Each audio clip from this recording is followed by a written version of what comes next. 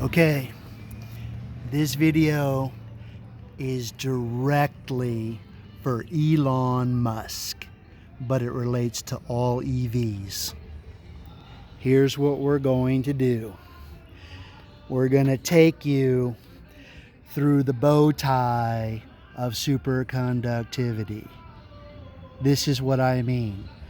We're going to take this Tesla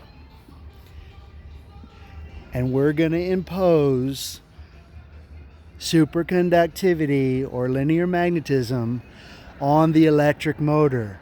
We're going to change the ordering of the carbon in the graphene into graphene in the electric motor.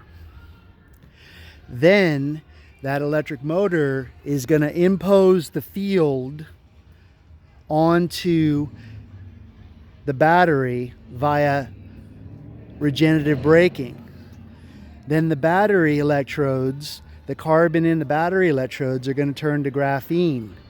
Then the graphene electrodes are going to impose the carbon in the lithium ion, and they're going to change the lithium ion carbon into superconductive graphene.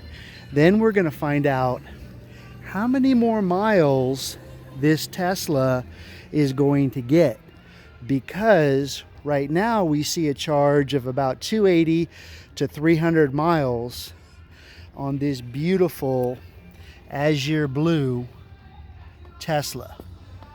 Okay? Once we take you through the bow tie of superconductivity explained in the videos at Proton Spin Technology and H Hydrogen for Power, we just want to let you know that this is where we are at, and